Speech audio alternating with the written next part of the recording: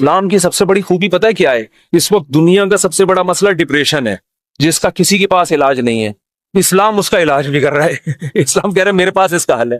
میں اگر لسٹ بنانا شروع کروں نا لوگوں کے فون سن کر کہ کتنے لوگ ہیں جن کے میرے بیان سن کے 5 سال سے ڈپریشن کی گولیاں کھا رہے تھے، وہ گولیاں چھوٹ گئیں، تو آپ حیران ہو گئے۔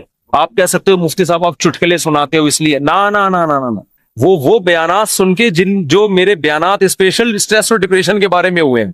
آج مغرب کے بعد اسلام آباد سے ایک صاحب کا فون آیا، میں نے اتفاق سے اٹھا لیا، اور مفتی صاحب کب سے تلاش میں؟ میں نے کہا کیا ہو گیا بھائی؟ کہہ رہے ہیں بھائی میں کئی سالوں سے ڈپریشن کی گولیاں کھا رہا ہوں، میری ڈپریشن ختم نہیں ہو رہی تھی، آپ کا میں نے ایک ڈپریشن کے خلاف بیان سنا، ڈپریشن کیسے ختم کریں یہ تھا یا پتہ نہیں کیا تھا۔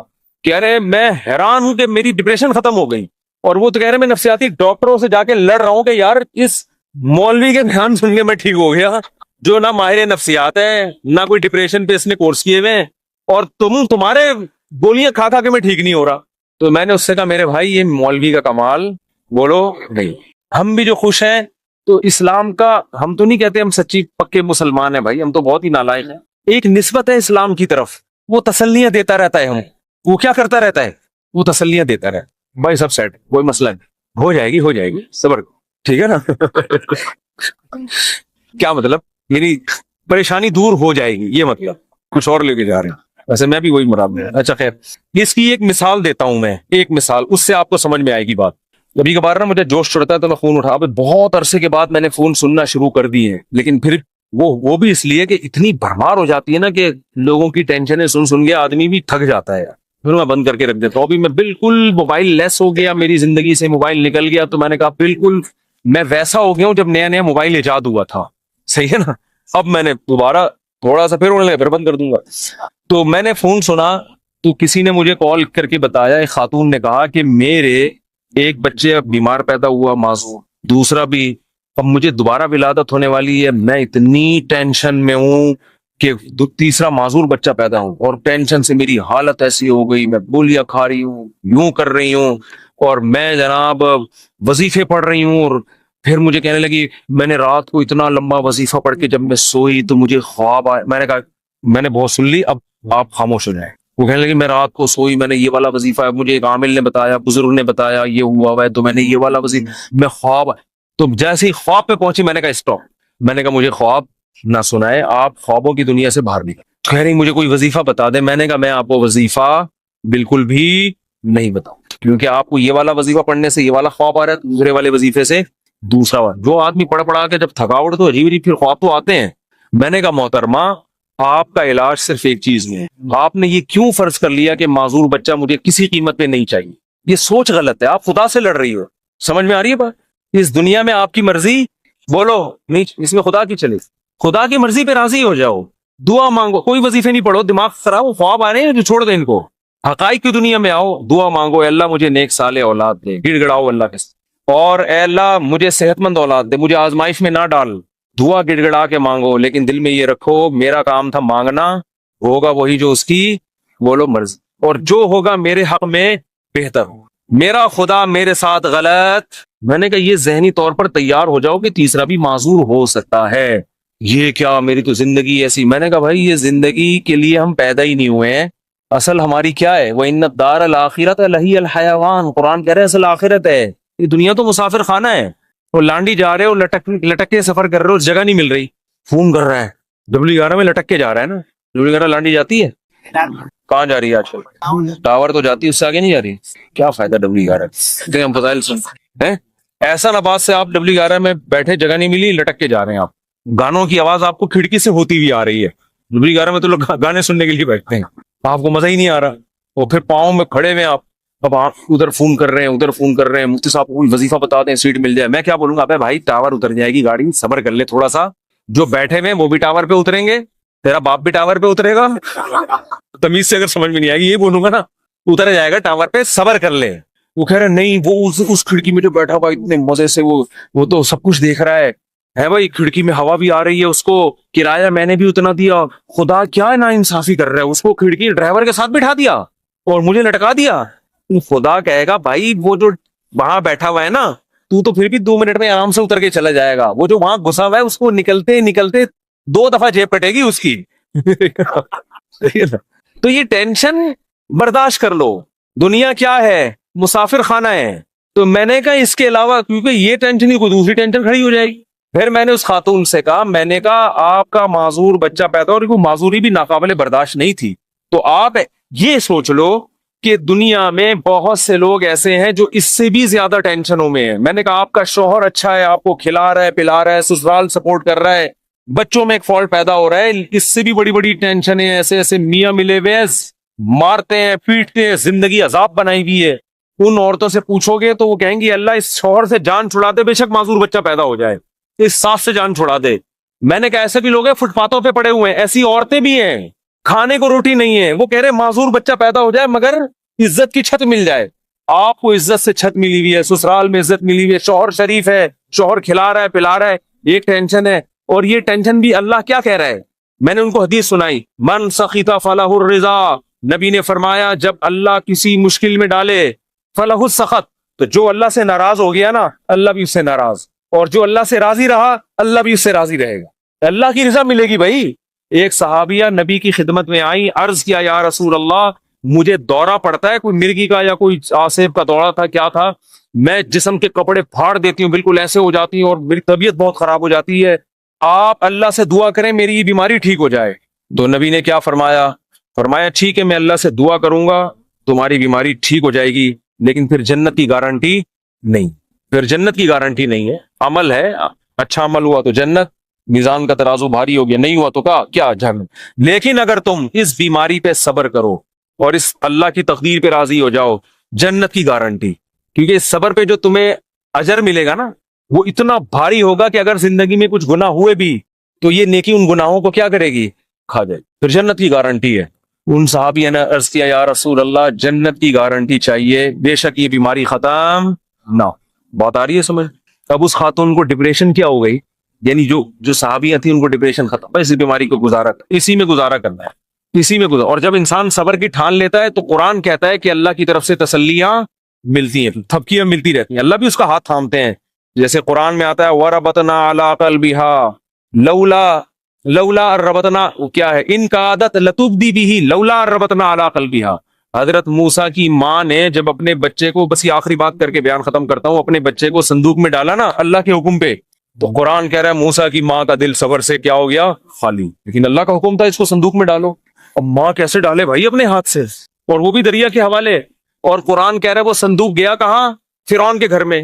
موسیٰ علیہ السلام کی ماں کو اطلاع دے دی ان کی بیٹی نے, وہ تو فرعون نے اٹھا لیا. قرآن کہہ رہے کیونکہ اب اللہ کے حکم پر سب کچھ ہو رہا ہے. قرآن کہہ رہے ہم نے موسیٰ کے ماں کا دل کو تھام لیا, رسیوں سے باندھ دیا, جو لفظی ترجمہ ہوگا باندھ دیا کہ یہ بے صبری نہ ہو جائے.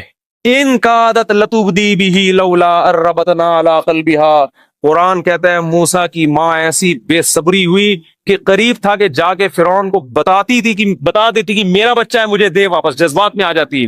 لیکن قرآن کہہ رہا ہے ہم نے موسیٰ کی ماں کے دل کو تھام لیا. کیوں, اللہ کے حکم پر عمل کیا نا, تو کچھ موسیٰ کی ماں نے کیا, جو نہیں ہو پا رہا تھا وہ کس نے کر دیا, اللہ نے.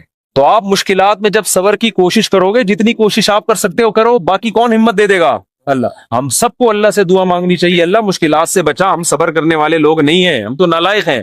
ہم اللہ سے خوشیاں مانگتے ہیں, عافیت مانگتے ہیں, لیکن اللہ نہ کرے کوئی مشکل آ گئی, واویلا نہیں کرنا بھائی, یہی اسی میں بہتری ہے, اسی میں فائدہ ہوگا.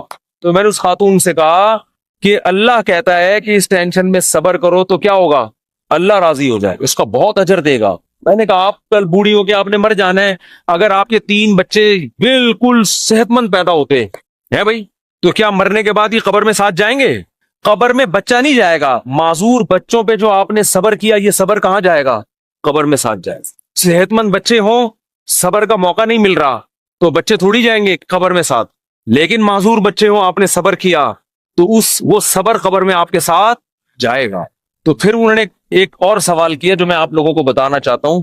انہوں نے کہا لوگ مجھے کہتے ہیں کہ تم کوئی منحوس ہو, معاذ اللہ, نحوست ہے تمہارے اندر, کوئی گناہ ہوا ہے جس کی سزا تمہیں مل رہی ہے, معذور بچے پیدا ہو رہے ہیں. یہ لوگ بڑے تانے دیتے ہیں نا, بچے نہیں ہو رہے تو اس سے کوئی گناہ ہوا ہے, کوئی بیمار ہو گیا, فالج ہو گیا. دیکھا ہم تو کہتے تھے بندہ ہی ٹھیک نہیں ہے. میں نے ان سے کہا, میں نے کہا یہ بات لوگوں کی غلط ہے, اس کو نہ سنیں. ہاں توبہ استغفار تو ہر ایک کو کرنا چاہیے اپنا, اگر کوئی گناہ ہوا ہے تو اللہ سے توبہ کرے, معاف ہو جائے گا وہ. لیکن میں نے کہا قرآن میں کیا کہتا ہے، اَيَحْسَبُونَ أَنَّمَا نُمِدُّهُم بِهِ مِن مَّالٍ وَبَنِينَ نُسَارِعُ لَهُمْ فِي الْخَيْرَاتِ بَل لَّا يَشْعُرُونَ۔ نبی کے مقابلے میں جو بڑے بڑے کفار سردار تھے نا، جو نبی کی ایک نہیں مانتے تھے، ان کو قرآن نے کہا کہ کیا یہ سمجھتے ہیں کہ ہم نے جو ان کو مال اور کثرت سے صحت مند بیٹے دیے تو کیا ہم ان سے خوش ہیں؟ فرمایا نا نا نا، ہم سے خوش نہیں ہیں، ان کو پتہ نہیں ہے ہم ان کو دنیا میں نوازنا چاہتے ہیں تاکہ آخرت میں ان کا ہمارے پاس کوئی حصہ نہ رہے۔ اور نبی کو وہ تانا دیتے تھے کہ تم آپ کا بیٹا نہیں ہے بھائی، نبی کو تانا دیتے تھے آپ کا بیٹا نہیں ہے کوئی، اور خود 10 11 بیٹے لے کے گھومتے تھے۔ میں نے کہا اگر یہ بیٹے کثرت سے ہونا اور صحت مند ہونا اس کی دلیل ہے کہ اللہ خوش ہے، تو اس کا مطلب اللہ ابو جہل سے بہت زیادہ خوش تھا، صحیح ہے نا؟ عتبہ ابن ولید سے اللہ بہت زیادہ خوش تھا، یہ خوشی کی دلیل نہیں۔ اس کا مطلب اللہ ہمارے سابق صدر تو ولی اللہ تھے، پھر تو ہمارے سابق صدر 5 سال کامیاب حکومت کر کے گئے ہیں، جو نہ ایوب خان کر سکا اور نہ کوئی اور تاریخ میں کوئی ہمارا سیاستدان جو اتنی محنت کے بعد اوپر تک پہنچا وہ بھی نہیں کر سکا۔ 5 سال کامیاب ہوئے تو کیا اس کی علامت ہے کہ اللہ کے ولی ہیں؟ وہ ہے نہیں ہے تو اللہ ہی بہتر جانے، لیکن یہ اس کی علامت نہیں ہے۔ بہرحال تو بھائی یہ آزمائش ہے، صبر کرنا ہے۔ تو یہ تو اسلام ہی بتا رہے، اسلام کے علاوہ نفسیاتی ڈاکٹروں کے پاس تو اس کے علاج نہیں۔ اگر کوئی اچھا ڈاکٹر ہوگا تو وہ بھی قرآن و سنت ہی کا حوالہ دے گا آپ کو۔ دماغی بیماری ہے بھائی، گولیوں سے تھوڑی بہت کور ہو جائے گی، بچھڑا میں محبوب کا غم گولیوں سے ہلکا ہو جائے گا ہلکا۔ ایک آدمی کی شادی نہیں ہوئی جہاں وہ چاہ رہا تھا، وہ بھاگ گئی، ڈاکٹر ٹینشن کی گولیاں دے کے سلا دے گا، وہ جب اٹھے گا تھوڑے دن تک سیٹ رہے گا، اس کے بعد پھر یاد آئے گی۔ گولی کو کیا پتا کہ اس کے ساتھ اصل مسئلہ ہے کیا؟ گولی کو کیا پتا اس کے ساتھ اصل مسئلہ؟ گولی کو تھوڑی پتا، وہ ٹینشن کی گولی تو سلا دے گی، تھوڑے کیمیکل اوپر نیچے کر دے گی، اس سے تھوڑا سا ریلیکس ہو جائیں گے آپ۔ پھر جب خیال آئے گا یار وہ پھر آئے گی تو پھر وہ ڈاکٹر پھر سلا دے گا آپ کو ٹیکا لگا کے۔ ڈاکٹر بےچارا وہ اپنی لحاظ سے صحیح کر رہا ہے، وہ کہہ رہا ہے میرے پاس تو یہ آپشن ہے، میری جب بھاگی تھی تو میں نے بھی یہی کیا تھا۔ یہی کہہ رہا ہے، یہ حل نہیں ہے۔ دماغ میں ٹینشن سے جو بیماری پیدا ہوئی ہے تو اس کے علاج کیا ہے بھائی؟ ٹینشن سے تو نکلو پہلے۔ آپ کو اچار کھانے سے گلا خراب ہوا تو اب گلا ٹھیک جب تک نہیں ہوگا جب تک پہلے اچار کھانا چھوڑو گے نہیں۔ وہ کھا رہے ہو آپ اور پھر غرارے بھی کر رہے ہو، گلا تو عجیب کنفیوز ہو جائے گا، یار یہ ہو کیا رہا ہے میرے ساتھ۔ اس ٹینشن سے تو یہی حل ہے۔